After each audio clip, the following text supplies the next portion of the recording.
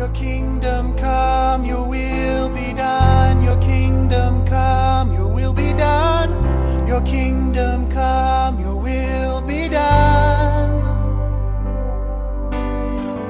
Your kingdom come, your will be done. Your kingdom come, your will be done.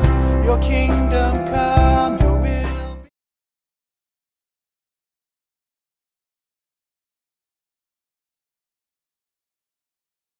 Karena tahun lalu kita pernah buat, ada yang bilang kok isinya cuma dengerin khotbah aja. Saudara, saya perlu jelaskan ya, kalau kebenarannya saudara tidak berakar, risikonya terlalu tinggi.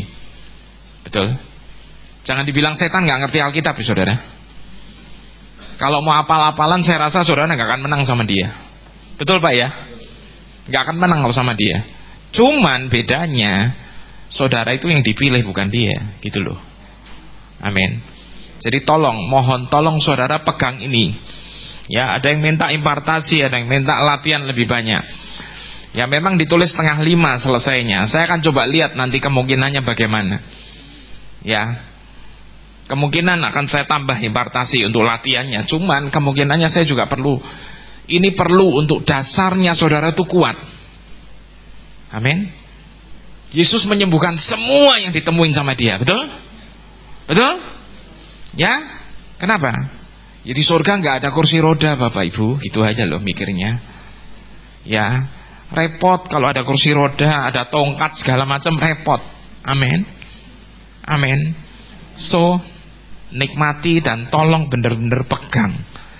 Ya, saudara harus kenal Tuhanmu itu pribadi. Ya, saya juga nggak pernah ngerti saudara tulisan-tulisan kayak gini. Ya, karena tulisan Ibrani saya nggak pernah ngerti kecuali pernah diliatin aja. Ya, Yunani ada karena saya belajar fisika, jadi keluar Yunaninya itu keluar saudara. Cuman rumusnya beda lagi. Ya, nah saudara kekasih, jadi sekarang mulailah untuk mengerti. Amin. Tuhan berarti berikutnya adalah Pak Billy, Mas Billy lah lebih tepatnya. Silakan Mas. Ya, ini dari Young Generation.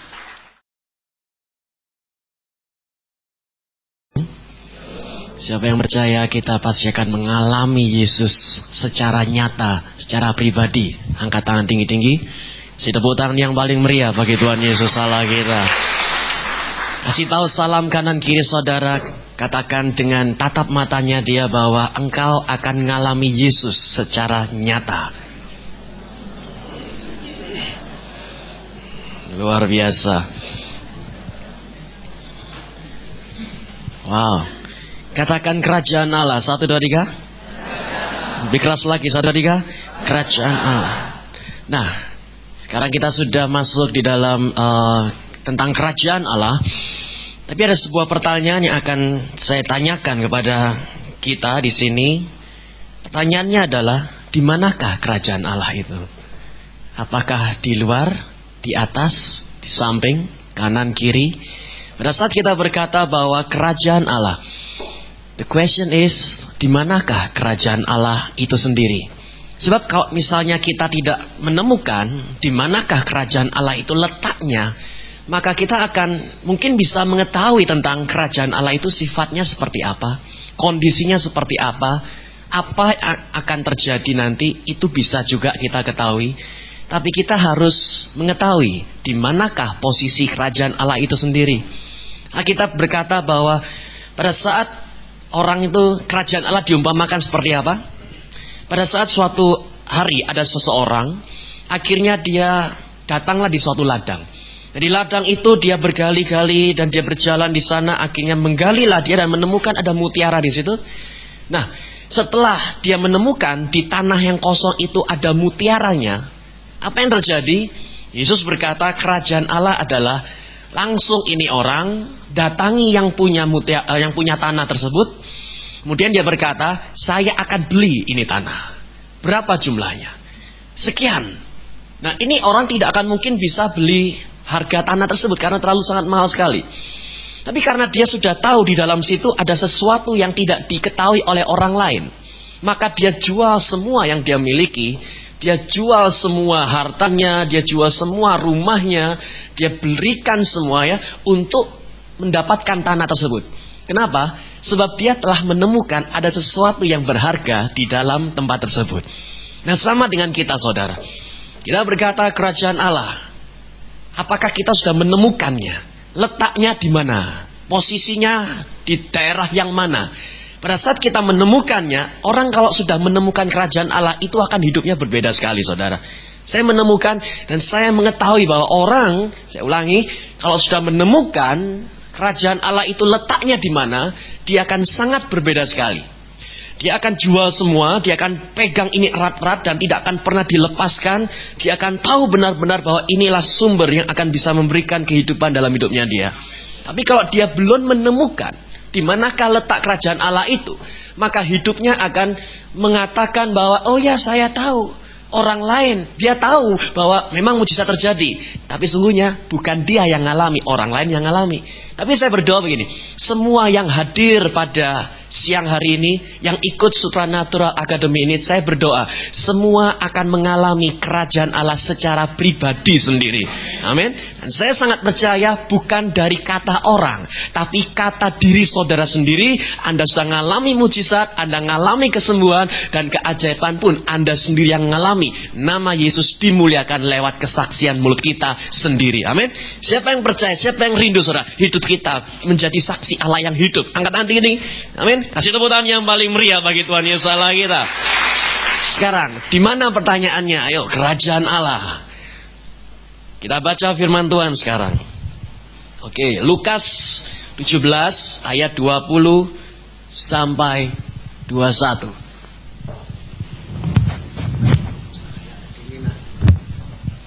Ya. Lukas 17 ayat 20 sampai 21. Kita akan baca ayat ini sama-sama. Ayat 20 kita baca dulu, nanti 21 kita lanjutkan dengan suara yang lebih kuat. Oke. Baca 1, 2, 3. Atas pertanyaan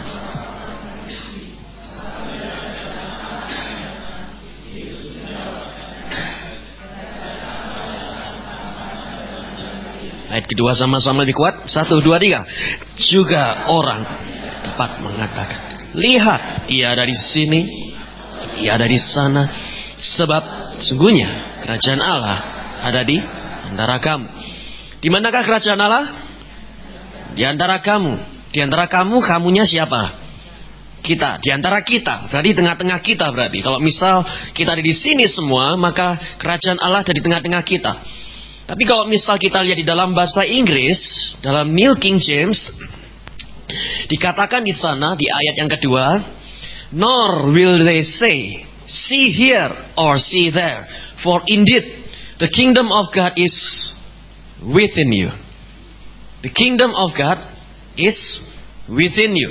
Bahasa Indonesia dikatakan kerajaan Allah ada di antara kamu. Di antara, di tengah-tengah kita. Tapi bahasa Inggris dikatakan the kingdom of God is within you. Di dalam diri kita, saudara. Jadi kita harus tahu, saudara, bahwa kerajaan Allah itu letaknya di mana? Di dalam diri kita ini. Jadi dan juga dari dalam diri kita inilah akan mengalirlah suatu kehidupan yang luar biasa. Jadi kerajaan Allah bukan berbicara tentang sebuah bangunan, bukan berbicara sebuah tentang tempat, tidak.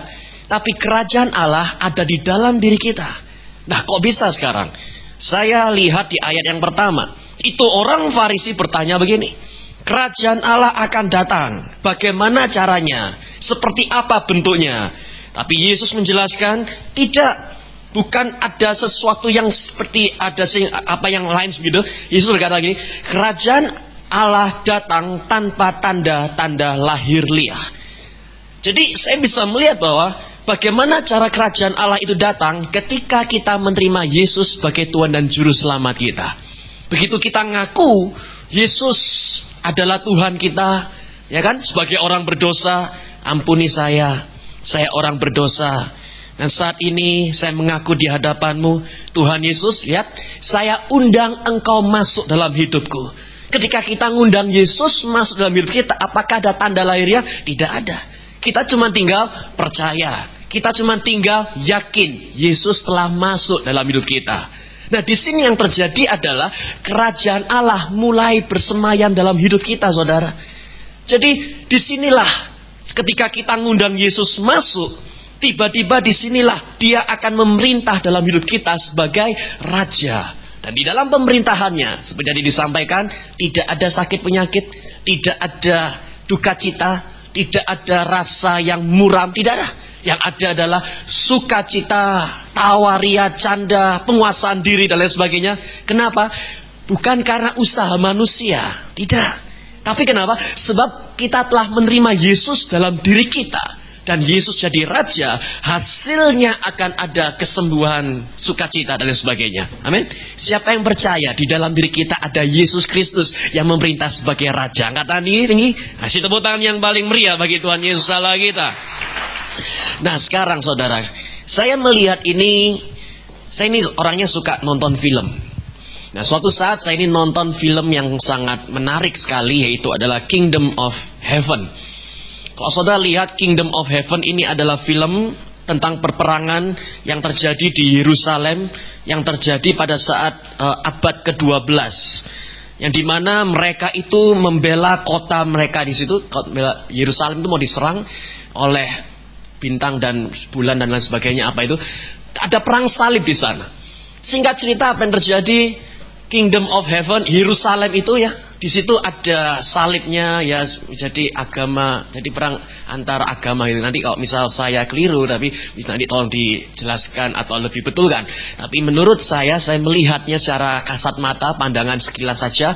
Jadi Yerusalem itu sedang dibela oleh salib gitu. Nah, tetapi yang terjadi, tiba-tiba ada agama lain atau suku lain dia mencoba menyerang. Singkat cerita, Yerusalem hancur. Itu orang-orang berhasil masuk, berhasil bobol, berhasil jebol. Nah, orang berkata, wah ini sudah selesai nih, bait Allah sudah musnah, bait Allah sudah hancur berantakan. Apa yang harus kita kerjakan? Mereka semua keluar dengan kepala yang tertunduk dan lain sebagainya. Mereka pun merasa kehancuran telah melanda Yerusalem. Tapi ada satu statement yang dikatakan bagus sekali oleh seorang yang dikatakan di dalam film itu. Dia berkata ini, Kingdom of God bukanlah berkata tentang sebuah bangunan atau sebuah gedung, tapi Kingdom of God, dia berkata di sini. Mungkin saat ini Yerusalem sedang diambil oleh musuh, tapi ketahuilah kerajaan Allah di sini tidak akan pernah bisa diambil oleh siapapun, sebab kalau Yesus ada di sini, mari bela sungguh-sungguh, pegang sungguh-sungguh, maka hidup kita akan mengalami masa depan yang luar biasa. Amin. Tepuk tangan yang paling meriah bagi Yesus Kristus Allah kita. Katakan kerajaan Allah, 1, 2, 3. Lebih keras, 1, 2, 3. Kerajaan Allah. Nah, sekarang kita baca Yohanes 7 ayat 38. Nanti saya akan jelaskan. Saya akan bicara cuman 25 sampai 30 menit. Singkat, tapi akan saya coba untuk sejelas mungkin. Yohanes 7 ayat 38 sekarang. Oke. Yohanes 7 ayat 38. Saya akan tunggu terlebih dahulu. 1, 2, 3. Barang siapa percaya kepadaku, seperti yang dikatakan oleh kitab suci, terus dari dalam hatinya akan mengalir aliran-aliran air hidup.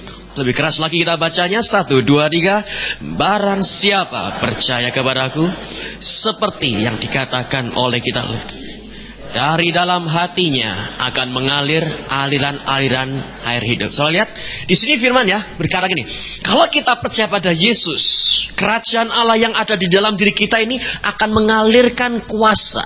Jadi pada saat kita doa, perkataan kita tidak ampiang, tidak akan kosong. Karena apa? Ada Yesus dalam diri kita. Pada saat kita tumpang tangan, maka akan ada tanda-tanda dan keajaiban terjadi. Kenapa? Bukan karena kita orang super, tapi kenapa? Karena sumbernya di sini. Roh Allah ini yang memberikan kehidupan kepada orang sakit. Pada saat kita memateraikan orang, minyak urapan begitu, sehingga yang terjadi apa? Bukan karena kuat atau gagah, tetapi karena siapa? Roh Allah yang tinggal di dalam diri kita semua. Jadi saya ingin mengatakan, kita berhasil bukan karena kepintaran kita. Kita berhasil bukan karena kelihayannya kita berusaha. Kita sukses bukan karena kerja keras Allah sebagai tidak, so. Tapi saya bisa berkata kita berhasil itu karena sebuah kuasa Allah yang nyata dalam diri kita. Izinkan kuasa ini memerintah hidup kita. Izinkan kuasa dalam hidup kita ini menunjukkan Yesus kita adalah Yesus yang dahsyat. Karena kalau Tuhan ada di dalam diri kita, siapa yang berani lawan kita? Tidak akan pernah ada. Oleh sebab itu, ada satu statement yang saya ingin sampaikan pada pagi hari ini yang tidak boleh kita lupakan, dan saudara bisa mencatatnya dalam status BlackBerry saudara. Ya kan, karena gini zaman teknologi adalah seperti ini. Jangan pernah memulai dari yang di luar, tapi mulailah dari yang di dalam. Orang berhasil bukan ditentukan dari fasilitas yang ada, tapi orang berhasil ditentukan dari apa yang ada di dalamnya dia. Amin. Saya ulangi, jangan pernah memulai dari yang ada di luar, saudara. Jangan pernah memulai dari apa yang ada di luar, tapi mulailah dari yang di dalam ini. Jangan mulai memperhatikan yang di luar, karena luar ini cuma bungkus. Yang terpenting apanya? Isinya. Jadi orang berhasil bukan karena fasilitasnya, tapi orang berhasil karena sesuatu yang di dalamnya dia. Coba saudara perhatikan sejenak kata-kata ini. Benar juga ya. Berarti meskipun saya tidak punya mobil, meskipun saya tidak punya rumah, meskipun saya tidak punya fasilitas yang dimiliki oleh orang lain, tapi saya masih bisa berhasil. Bisa? Bisa. Karena bukan fasilitas yang Anda butuhkan. Yang Anda butuhkan adalah roh yang di dalam diri ini. Kalau ini kuat, percayalah, Anda akan berlari, tidak akan menjadi letih, berjalan tidak akan menjadi lesu, Anda akan terus terbang bagaikan burung Raja Wali, Anda akan terus diangkat jadi kepala bukan ekor, dan apapun yang Anda kerjakan akan dibuat berhasil di dalam nama Tuhan Yesus Allah kita. Amin. Tepuk tangan yang paling meriah bagi Tuhan Yesus Allah kita. Nah, ini statement bagus kalau Anda tulis di status BlackBerry saudara, di mana katakan hidup orang bisa maju bukan karena fasilitas, tapi karena yang di dalam diri kita. Percayalah, yang di dalam itu lebih kuat daripada yang di luar. Nah, sekarang saya ingin mengatakan, apa yang terjadi kalau kerajaan Allah mati? Kerajaan Allah bisa mati? Bisa, saudara. Menurut saya bisa. Matinya bukan berarti padam begitu, tidak. Matinya gini, ketika kita tidak mengizinkan Yesus memerintah dalam hidup kita, kerajaan itu mati. Karena cuma ada dua tempat saja. Hati ini cuma punya dua kursi. Kursi pertama, cuman punya satu kursi, maksud saya. Cuman punya satu kursi yang bisa diduduki oleh dua pribadi. Pribadi itu yang duduk itu adalah Yesus, atau yang kedua adalah iblis. Kalau iblis yang duduk di sana, maka kita akan nuruti semua keinginan daging, hawa nafsu, dendam, iri hati, amarah, perseteruan. Duduk di situ iblis yang berkuasa, itu yang akan terjadi. Nah, kalau iblis yang duduk di situ akan ada sakit penyakit, stres berat, tidak akan bisa tidur, bangun pagi matanya bengkak semua. Nah, tapi kalau Yesus yang duduk di sana, satu kursi, ya kan? Only one chair, who's gonna be the winner? Satu kursi, siapa yang akan bisa jadi pemenangnya? Kalau Yesus yang duduk di sana, yang terjadi sukacita, damai sejahtera, penguasaan diri, panjang sabar, rumah tangga diberkati, anak-anak takut Tuhan, suami terus pulang ke rumah, istri saja. Istri akan mengalami kebahagiaan yang luar biasa, bukan istri-istri. Amin. Kasih tepuk tangan yang paling meriah bagi Tuhan Yesus Allah kita. Come on, one chair, who's gonna be the winner? Bagus ini ya, kita tulis dalam status BlackBerry. Satu kursi, siapa yang jadi pemenangnya? Nah, sekarang tutup mata saudara, sama-sama. Lihat hidup kita. Di hati kita ini ada satu kursi. Nah, siapa yang akan duduk? Diri sendiri, yang akan memperkaya diri sendiri, mementingkan diri sendiri, hak manusia ditempatkan di sana. Yang kedua adalah iblis, atau iblis yang duduk di sana. Kalau iblis yang duduk, kacau balau, berantakan hidup kita. Anda tidak akan bisa ngerti hati Tuhan, tidak akan bisa dengar suara Roh Kudus, akan mengalami jalan yang buntu. Dan akan dosa, akibat dosa itu akan bunuh tiga macam. Pertama, rohnya mati, jiwanya mati, dan yang akhirnya tubuhnya rusak berantakan. Tapi kalau Yesus yang duduk di kursi itu, maka yang terjadi, izinkan dia itu jadi raja, dia memerintah, dia ngatur waktu kita, dia ngatur keluarga kita, Dia ngatur pelayanan kita. Dia ngatur perkataan mulut kita. Dia ngatur pikiran kita. Dia ngatur perasaan kita. Dia ngatur masa depan kita. Semuanya akan jadi baik dalam namanya. Saya bertanya, siapa di sini yang berkata, saya mau mengizinkan Yesus untuk duduk di kursi hati saya? Kalau itu saudara, saya akan hitung 1 sampai 3 dan hitungan ketiga, angkat tangan tinggi-tinggi. 1, 2, 3, angkat tangan. Sekarang sembah dia. Yesus duduk di kursi hatimu. Sekarang sembah Yesus. Shigara balakandara kalararararararara. Shigara balakandara kalarararara. Shigara balakandara kalarararararara. Shigara balakararararara kalararararararara. Terus bebas. Shigara barakandara kalararararararara. Ora malakandara kalarararararara. Shigara, lihat dia duduk di kursi hatimu. Shikarararara, dan lihat pelan-pelan pelayananmu diberkati Tuhan. Shikararara, rararara barakandara kalararararara barakara wara. Terus bahasa roh sekarang. Berbahasa roh dengan muatan nyembah Yesus.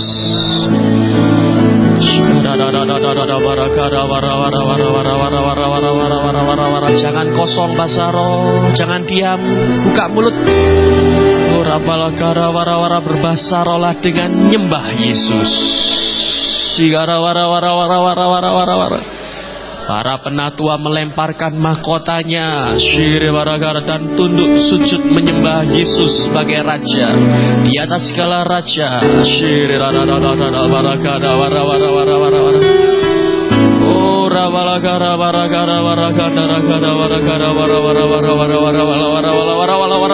Terus 1 menit lagi bahasa roh.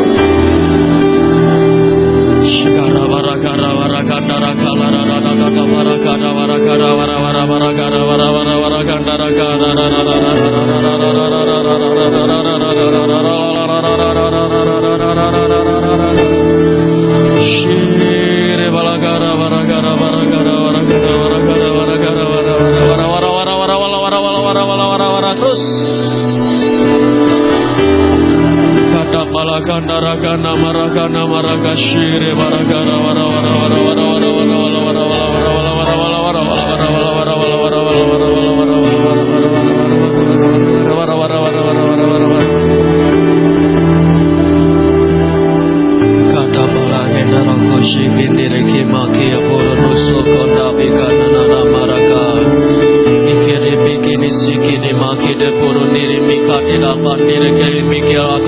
Shokodo barani narakanama kipinire senile kweda polo kondoro koni mikaya panasu kibiraki namoro kondoro kaise kalarapa narakanama sikere pele nire senire kalira barakandare kandarakana marakandara kalarada bari narakana marakana sundiri mikire bilindiri kandara kararararara malakani mikisi kiri lalakada borokono arakanda yakana musri bayaki amasni aharamoro nurosari laladadaba ya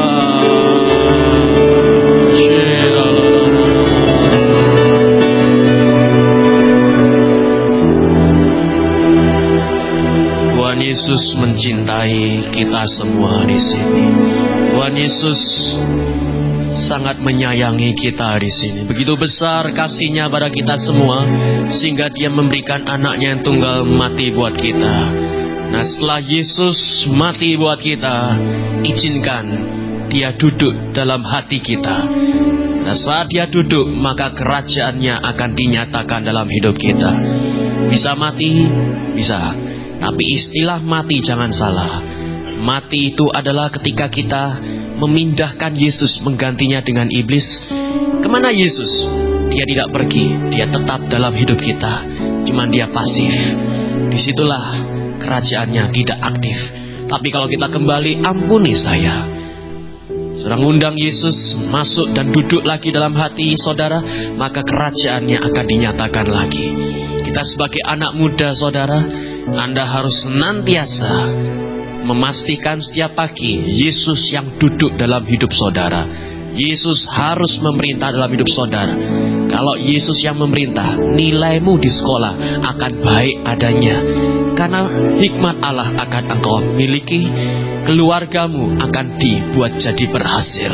Ayah akan mencintai anak, suami istri akan kembali, harmonisan dalam keluarga akan dinyatakan. Nah, saat ini, siapa yang berkata, Yesus lah yang duduk dalam hati saya? Angkat tangan tinggi-tinggi. Saya akan berdoa. Bapa, kau lihat tangan kami yang terangkat. Ampuni kesalahan kami dan dosa kami. Karena seringkali kami terlalu sibuk dengan apa yang kami lakukan. Kami terlalu menuruti daging kami. Tapi pada saat ini, jadikanlah momentum yang sangat baik buat hidup kami Tuhan. Saat ini kami kembali kepada cinta mula-mula kami. Kami kembali mengizinkan Yesus yang duduk dalam hati kami. Karena kami tahu inilah yang terpenting. Kami akan memulai dari awal, mulai dari yang di dalam diri kami. Berkati semua yang hadir pada siang hari ini Tuhan. Jamah mereka semua. Dan seperti target kami berkata, kami akan ngalami mujizat sendiri. Mujizat bukan karena kata orang, kata kesaksian orang, tidak. Kami tidak akan lagi pinjam kesaksian orang, tapi kami akan cerita lewat pengalaman hidup kami pribadi. Di tempat ini semuanya tidak ada yang tertinggal, ngalami mujizat dalam nama Tuhan Yesus. Semua yang percaya sama-sama katakan tepuk tangan yang paling meriah bagi Tuhan Yesus Allah kita. 15 menit saya akan selesai. Kita baca Yohanes 21. Sekarang saya ingin menjelaskan apa yang terjadi kalau yang di dalam mati. Yohanes 21, kita akan melihat hidup dari seorang yang bernama Petrus. Petrus ini adalah orang yang sangat gagah perkasa, nyentrik kata orang. Yang lain tidak bawa pedang, dia yang bawa pedang. Dia yang pernah potong telinga orang dengan pedang. Dia yang pernah negur Tuhan, Tuhan, aku tidak akan pernah meninggalkan engkau. Sampai Yesus berkata, kamu itu iblis. Bahkan dia bersumpah bahwa aku tidak akan pernah menyangkal engkau. Padahal juga dia nyangkal 3 kali. Sekarang kita lihat Yohanes 21 saudara. Kemudian Yesus menampakkan diri lagi kepada murid-muridnya yang di pantai di Danau Tiberias. Ia menampakkan diri sebagai berikut. Di pantai itu berkumpul Simon Petrus. Jadi di pantai itu ada murid-muridnya Yesus. Dan yang ada adalah Simon Petrus, Thomas yang disebut Didimus, Nathanael dari Kana yang di Galilea, dan anak-anak Zebedeus, dan 2 muridnya yang lain. Sini dulu. Kalau saudara lihat ini kondisinya adalah sangat tidak baik. Kenapa? Sebab beberapa hari yang lalu semuanya melihat momen yang sangat mengenaskan. Mereka melihat Yesusnya disalib. Mereka melihat Yesusnya mati di kayu salib. Ikuti saya sebentar. Kalau saudara bisa melihat ada seorang ayah, nah di mana saudara punya papa begitu. Nah tiba-tiba papa saudara itu sedang mengalami masa kritis yang dimana mati sudah mati. Saya sangat yakin hati kita itu sedang berduka pada saat itu. Atau kita punya guru, punya mentor. Dan mentor kita itu tiba-tiba sedang diutus ke luar negeri. Dan kemudian yang terjadi, hati kita itu akan ngerasa kehilangan yang begitu hebat. Ini yang terjadi pada saat itu.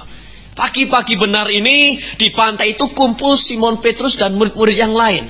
Saudara bisa melihat, selama 3,5 tahun, mereka bersama-sama dengan Yesus, ngelihat Yesus menyembuhkan orang, ngelihat Yesus ngusir setan, Anak yang mati bangkit. Wah, itu sangat mengagumkan bagi hidup mereka. Tapi pada masa itu adalah masa yang sangat mencekam. Hati mereka sudah hancur, berantakan. Saya bisa melihat imannya goncang. Saya tulis lagi, kekristenannya mati, saudara. Wah, pendeta saya sedang jatuh dalam dosa. Mungkin begitu. Wah, seseorang yang telah saya banggakan selama ini telah mati. Nah, seperti itu kira-kira. Harga dirinya pun tidak ada. Kebanggaannya pun telah sirna. Pengharapan pun telah lenyap. Semuanya habis, hilang begitu. Nah, ini yang terjadi pada saat di pantai murid-murid berkumpul. Apa yang terjadi, saudara? Bayangkan, hati mereka sudah mati. Kekristenan mati. Sudahlah, kata Petrus, akhirnya di mana hidupnya yang di mana sudah galau, mungkin kata orang bahasa gaulnya gitu, sudah nggak tahu lagi apa yang terjadi. Tapi yang sangat ingin saya coba sampaikan adalah ayat berikutnya, saudara. Pada saat momen itu terjadi dalam hidup mereka, ayat berikutnya dikatakan begini. Kata Simon Petrus kepada mereka, aku mau pergi nangkap ikan. Kata mereka kepadanya, kami pergi juga dengan engkau. Lalu pergilah, berangkatlah naik ke perahu. Tapi malam itu mereka tidak menangkap apa-apa. Ketika hari mulai siang, Yesus berdiri di pantai. Akan tetapi murid-murid tidak tahu bahwa itu adalah Yesus. Yang terakhir, lihat, Yesus berdiri di pantai, tapi murid-murid tidak tahu bahwa itu adalah Yesus. Jadi saya bisa istilahkan begini, kerajaan Allah mati dalam hidup mereka. Yesusnya mati. Nah, suatu saat, saudara, saya bisa melihat keadaannya pun sudah tidak seperti yang mereka harapkan lagi. Ikuti saya sebentar, saudara. Jangan sampai kelewatan, karena ini adalah sesuatu yang sangat penting sekali. Di mana kondisinya sudah gelap. Nah, sekarang ini Petrus berkata gini, sudahlah, aku mau pergi saja. Kemana? Nangkep ikan. Oke, satu. Slide yang kedua yaitu adalah, tapi semalaman mereka nggak nangkap ikan, saudara. Mereka tidak menangkap apa-apa. Itu yang dua. Ketiga, Yesusnya muncul. Saya umpamakan Yesus itu kerajaan Allah. Kerajaan Allahnya muncul. Tapi mereka tidak bisa melihat kerajaan Allah itu telah ada. Bayangkan. Tadi saya berkata, kehidupan orang bisa maju atau tidak bukan dari fasilitas, tapi dari yang di dalam. Nah, sekarang Yesusnya itu mati, saudara. Seakan-akan Yesusnya mati. Kalau kita nyembah Yesus, Yesus hidup. Bagus, bisa. Tapi kalau kita nyembah Yesus, seakan-akan Yesusnya mati. Tapi 3 hari kemudian akan bangkit. Bagaimana hati kita? Masihkah kita tetap percaya kerajaan Allah itu tetap tinggal dalam hidup kita? Masihkah kita telah percaya kesembuhan itu lambat atau cepat masih dapat terjadi? Masih bisakah kita percaya Yesus itu Tuhan? Pada saat kita diizinkan mengalami suatu kondisi yang buruk, mungkin kita sedang diproses untuk memurnikan kita. Apakah kita terbuat dari plastik, kayu, atau dari emas, atau dari perak? Pada saat kita dimurnikan, apakah kita masih tak berkata, saya tahu, dan saya tahu Yesus ada di depan saya, dia tinggal dalam hati saya, dan saya pasti akan mengalami musim semi yang akan bermekar dan berbuah, musim penuaian akan terjadi. Siapa yang percaya, saudara, bahwa lambat atau cepat mujizat revival itu tetap masih akan dapat terjadi dalam hidup kita? Yang percaya kata tinggi, tepuk tangan yang paling meriah bagi Tuhan Yesus Allah kita. Tapi ingin saya cobakan sampaikan begini.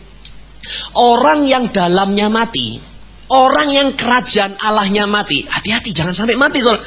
Tapi orang yang pada saat ini mungkin Yesusnya mati, yang duduk bukan Yesus, yang pertama, maka dia akan kembali pada hidupnya yang lama.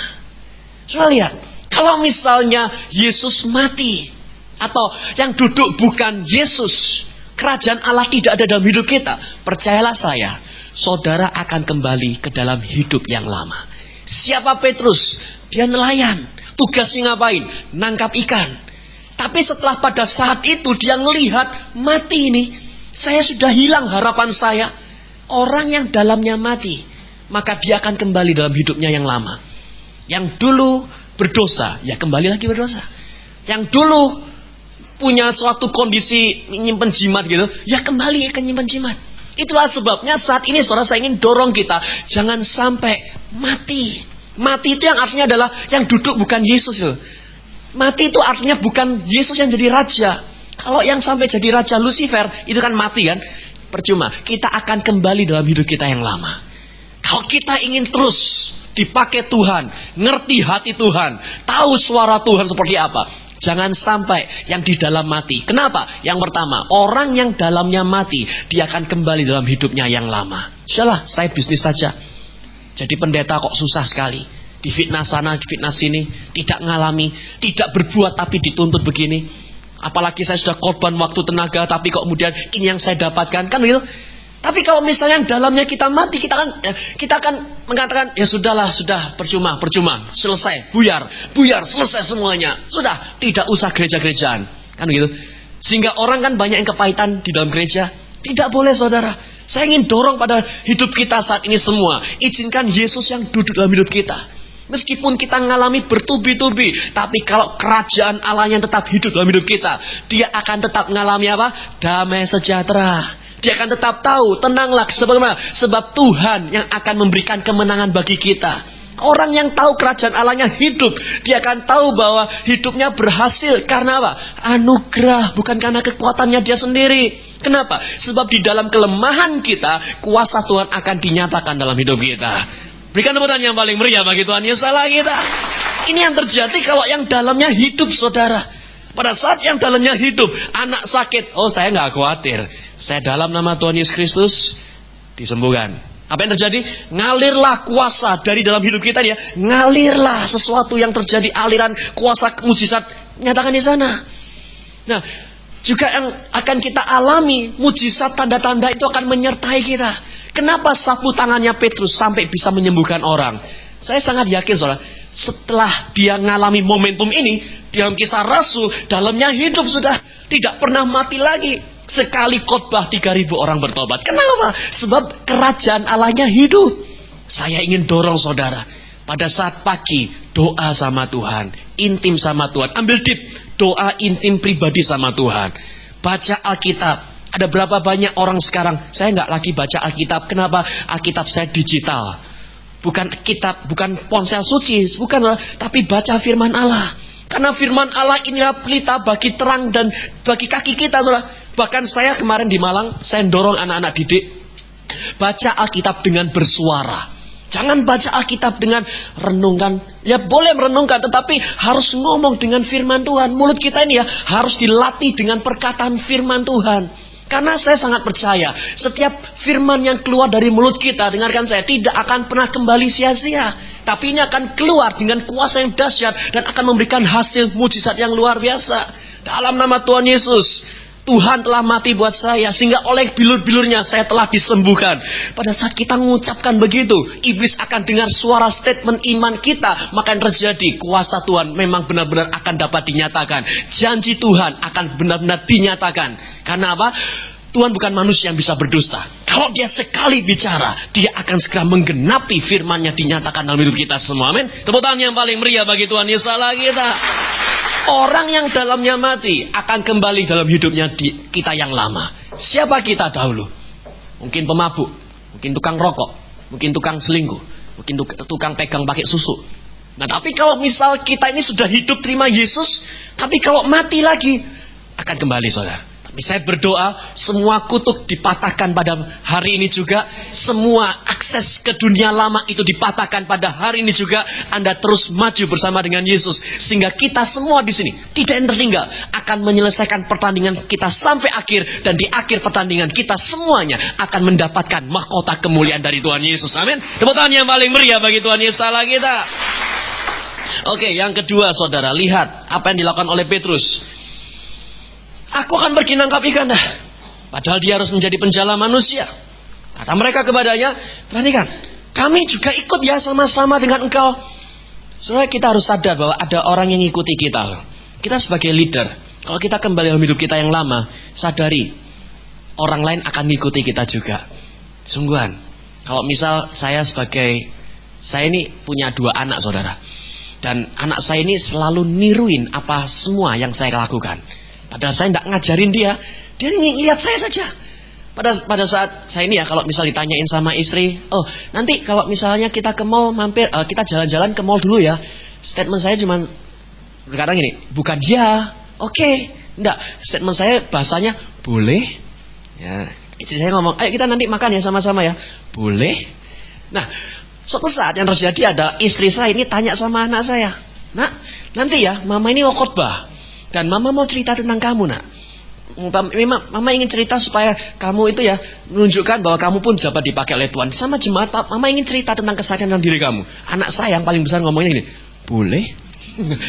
Bisa niru gitu, saudara. Nah, istri saya bingung, loh ini anak kok boleh begini, niru siapa ini? Bukan ya, oh iya ma, ya boleh ma, ya silakan. Tapi nadanya gitu ya, bahasanya, gayanya, Isa sama persis dengan boleh. Jadi otomatis saudara saya belajar begini. Ternyata anak kita itu ya, tanpa diajari kamu harus begini, kamu harus begitu. Kadangkala saudara, mereka melihat cara kita hidup saja itu ya, bisa seperti transfer dalam hidupnya dia.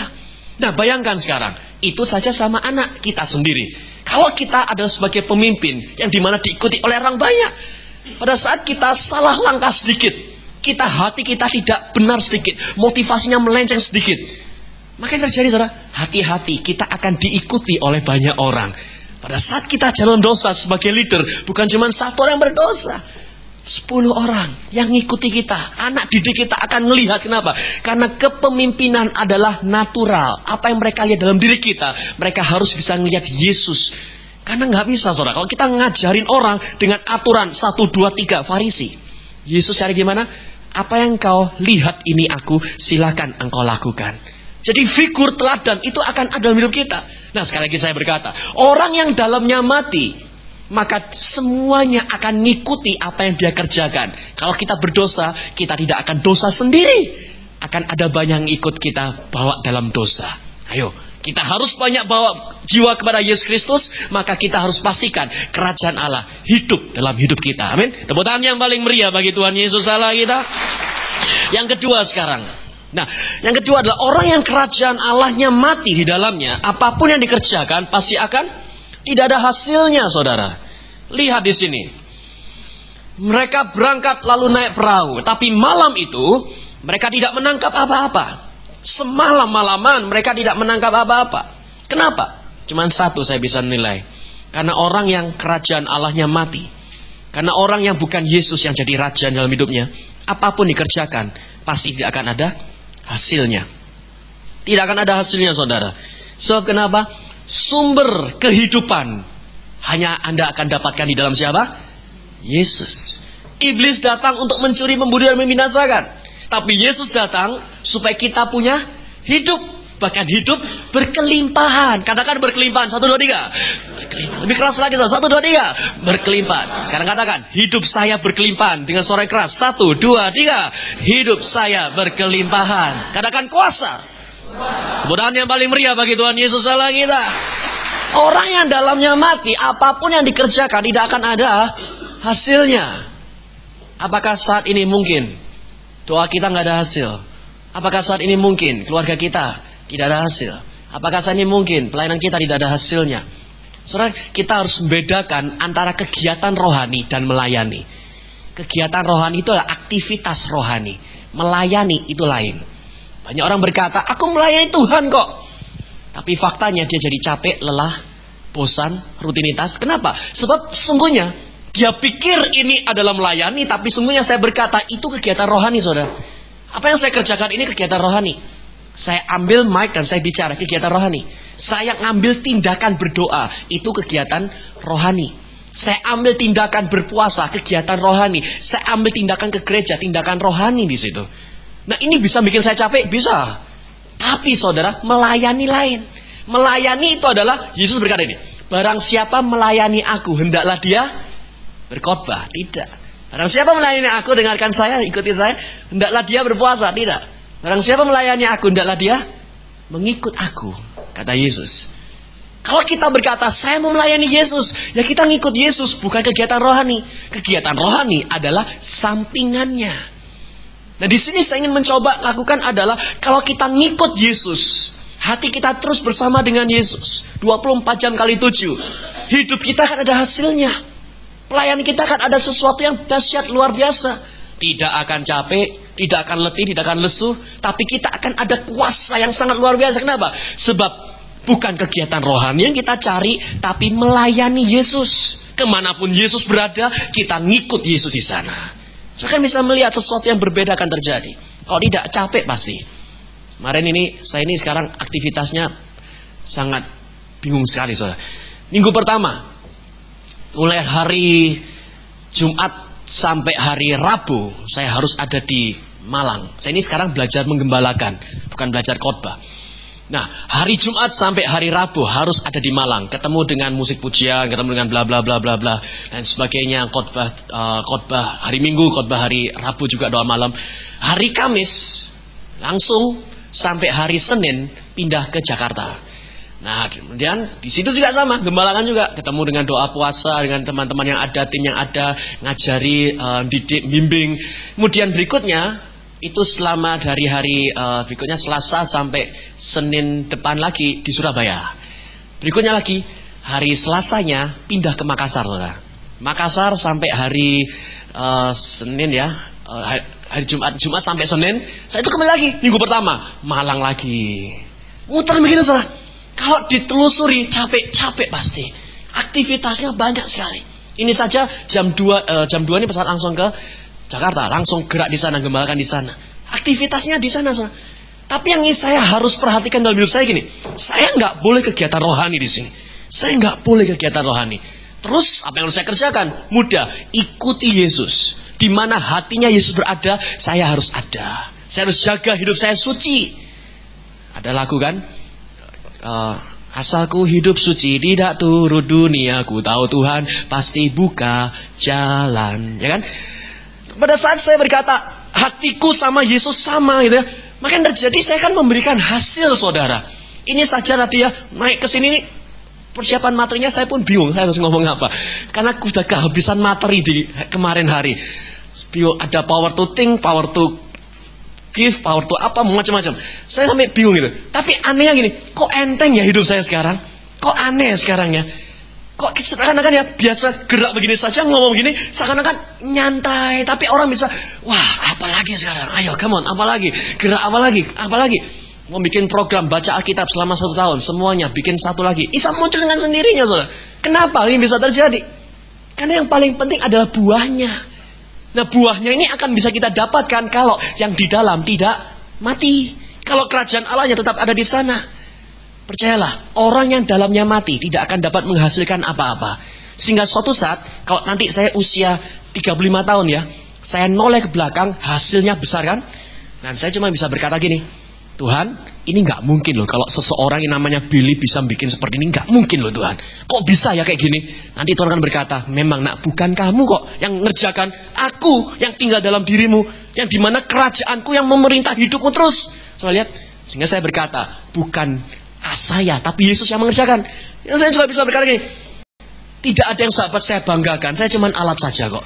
Saya cuma sekedar bonekanya Tuhan saja kok. Yang ngikuti, yang nuntun saya adalah siapa? Yesus sendiri. Hasilnya besar, pilihnya semakin dibuat jadi kecil, sehingga nama Tuhan dipermuliakan. Amin. Semua di sini yang saya ingin doakan adalah, yaitu apapun yang Anda kerjakan akan membuahkan hasil yang sangat besar dan berdampak bagi semua orang, masyarakat diberkati Tuhan. Amin. Berikan tepuk tangan yang paling meriah bagi Tuhan Allah kita. Caranya gimana Bapak dan Ibu sekalian? Mudah, yaitu apa? Jangan sampai kerajaan Allah mati. Kalau sampai kerajaan Allah mati, percuma, tidak akan ada hasilnya. Kalau gini, istri saya ini, ayo kapan pulang ke rumah? Dicari anak. Waktu buat anak kapan? Tapi pada saat tadi pagi ketemu sama anak saya, ada satu momentum sedikit. Anak saya bisa ngelihat saya bisa ngelihat dia, terus sudah cukup gitu. Baik, seperti anak saya itu, wah masih disayangi oleh ayahnya. Masih begitu tuh. Istri saya, udah ya nanti ya. Jadi meskipun waktu kita itu jarang ketemu, tapi dengan waktu yang sangat singkat gitu ya, Tuhan yang berserta di sana, waktu yang sangat singkat dia akan dibuat oleh Tuhan sangat bermakna, sehingga satu momentum ini akan menggantikan 1000 waktu yang ada. Kan lebih baik 1 hari dalam pelataran Tuhan Yesus dan membuahkan hasil yang luar biasa pada sesama dan semua orang, daripada 1000 hari tanpa menghasilkan apa-apa, ya kan? Berikan tepuk tangan yang paling meriah bagi Tuhan yang lagi kita. Yang ketiga yang terakhir, dan saya akan selesai di sini 5 menit. Orang yang kerajaan Allahnya mati, dia akan jadi buta, saudara. Kenapa? Ketika hari mulai siang, Yesus, katakan Yesus, 1, 2, 3. Yesus, katakan Yesus berdiri, 1, 2, 3. Yesus berdiri, katakan Yesus berdiri di pantai, sama-sama, lebih keras, 1, 2, 3. Yesus berdiri di pantai. Akan tetapi murid-murid tidak tahu bahwa itu adalah Yesus. Loh, kok bisa? Kenapa? Karena dalamnya mati. Orang yang dalamnya mati, dia tidak akan bisa tahu itu adalah suara Tuhan apa tidak. Padahal suara itu ada. Hikmat itu berseru-seru di pojok, di atas gedung, di jalanan, ya kan, Amsal gitu. Tapi masalahnya, orang yang dalamnya mati tidak akan bisa dengar suara itu. Padahal suara itulah yang akan memberikan jalan keluar buat kita. Kenapa? Mudah. Karena yang duduk dalam hati kita bukan Yesus. Karena Yesus tidak jadi raja. Jadi orang yang dalamnya mati, saya ingin berkata satu hal, dia akan buta, saudara. Dia nggak akan bisa melihat. Dia doa untuk suatu revival. Revival Tuhan, revival. Revival datang. Tapi masalahnya, dia nggak bisa melihat karena ini adalah revival. Revivalnya model ini dengan revival yang telah datang beda sekali yang diharapkan. Kenapa? Karena dalamnya mati. Lihat, sudahlah saya kerja saja kembali. Karena Yesuslah mati. Lah ini Yesus di depan matanya dia. Kenapa nggak bisa melihat? Mudah. Karena dalamnya mati. Karena kerajaan Allahnya mati.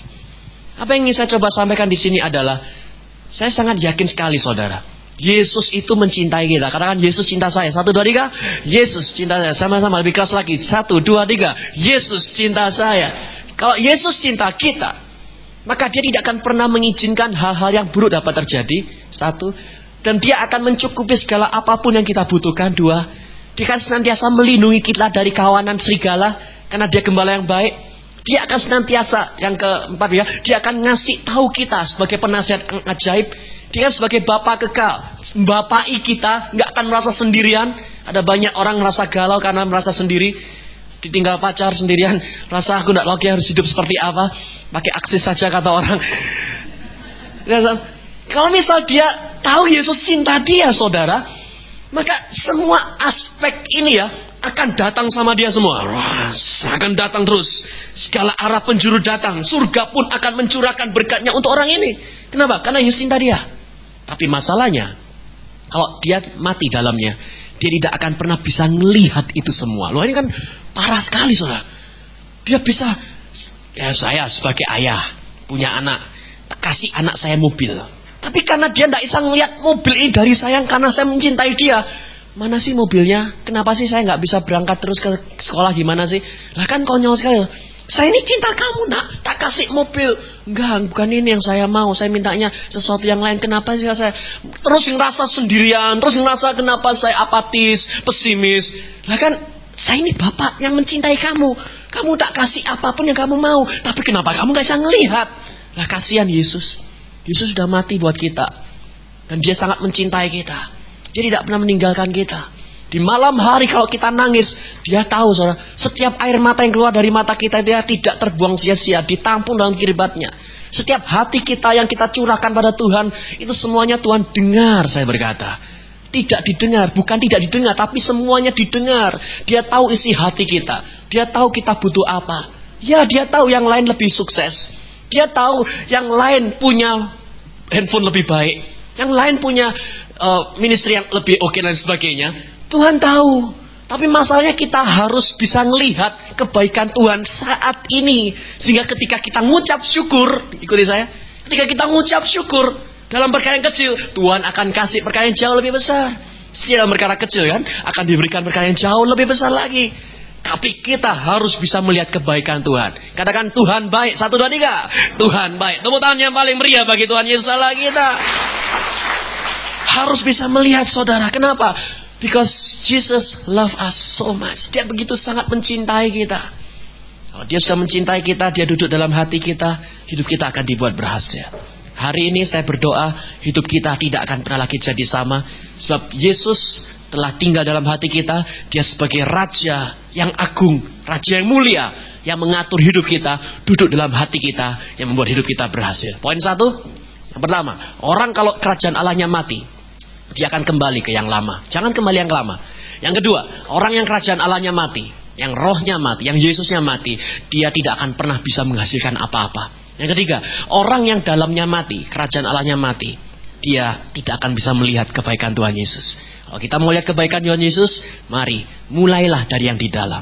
Doa saya yaitu adalah saat ini fokus sama yang di dalam.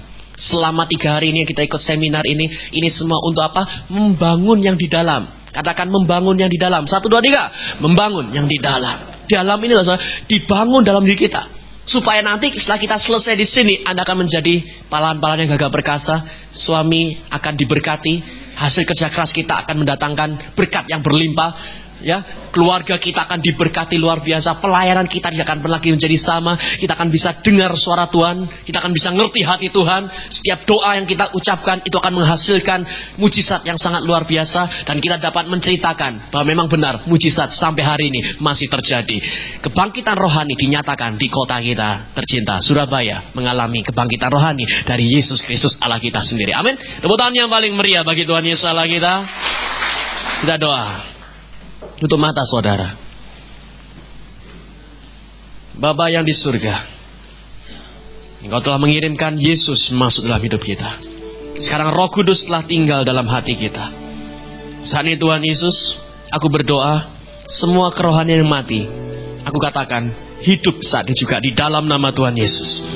Mulai saat ini roh Allah yang pasif, aku katakan jadilah aktif saat ini juga di dalam nama Tuhan Yesus. Percayalah dengan yakin, dengan sungguh-sungguh bahwa Tuhan punya rencana yang besar buat hidup saudara. Oh ya, sekali lagi saya berkata, Tuhan punya rencana yang besar buat hidup saudara. Siapapun saudara, berapapun usia saudara, laki, wanita, saya ingin mengatakan Tuhan sudah merencanakan yang terbaik buat hidup saudara. Nah, jangan sampai rencana itu hilang. Yusuf tahu bahwa dia akan menjadi seorang pemimpin, tapi belum saatnya terjadi. Visi itu tidak dibuang, tapi disimpan dalam hati. Oleh sebab itu juga ketahuilah, Anda pun punya rencana yang luar biasa. Mungkin saudara akan menggembalakan, saudara akan menuntun, saudara akan bisa membawa satu kegerakan, saya tidak tahu. Tapi yang saya tahu adalah Tuhan akan memakai hidup saudara, karena Dia sudah memilih dan memanggil hidup saudara. Saat ini angkat tangan tinggi, saya akan doa. Bapa yang di surga, dikuduskanlah namamu. Datanglah kerajaanmu dalam kehidupan kami. Dan jadilah kehendak-Mu seperti kami hidup dengan apa yang Engkau inginkan dalam hidup kami. Berdoa Tuhan, supaya semua di sini mengerti hati-Mu, mengerti suara-Mu, dan kami semuanya akan melakukan perbuatan hebat. Berkati sekolah ini Tuhan. Berkati supranatural ini Bapa. Kami yakin dan percaya di luar Yesus kami tidak bisa berbuat apa-apa, tapi di dalam Yesus kami dapat berbuah berlimpah-limpah. Semuanya diberkati dalam nama Yesus Kristus. Semuanya akan mengalami kemakmuran yang luar biasa. Dalam nama Bapa, Putra dan Roh Kudus Yesus Kristus. Semua yang percaya sama-sama katakan amin. God bless you.